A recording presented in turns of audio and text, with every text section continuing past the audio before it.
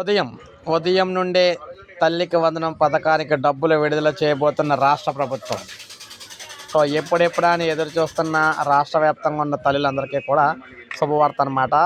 తల్లికి వందనం పథకానికి సంబంధించి ఏదైతే ప్రతి ఏటా 1వ తరగతి నుంచి ఇంటర్మీడియట్ వరకు చదువుతున్న విద్యార్థులకు 13,000 అంటే యాక్చువల్లీ 15,000 2,000 రూపాయలు టాయిలెట్ మెయింటెనెన్స్ అని చెప్పి తీసుకొని 13,000 అయితే తల్లుల ఖాతాలకు వేస్తున్నారు.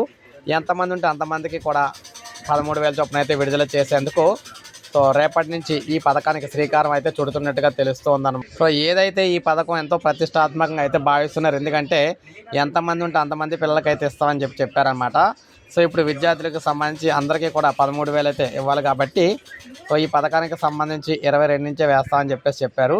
సో అందువల్ల ఈ పథకం ఉదయం నుంచి అయితే మరి ఉదయం ఎక్కడ ఎప్పుడు ప్రారంభిస్తున్నారు అనేది ఇంకా అఫీషియల్గా మనకైతే ఇన్ఫర్మేషన్ రాలేదు. కానీ 22వ తారీఖు నుంచి అయితే వేస్తామని చెప్పడం అయితే జరిగిందనమాట. అంటే ఉదయం నుంచి అయితే స్టార్ట్ అవ్వాలి.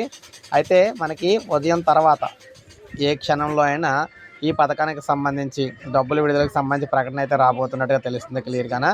సో ఇది మనకు అప్డేట్. ఒక లైక్ చేయండి, సబ్స్క్రైబ్ చేసుకోండి, మన ఛానల్ సబ్స్క్రైబ్ చేసుకోండి.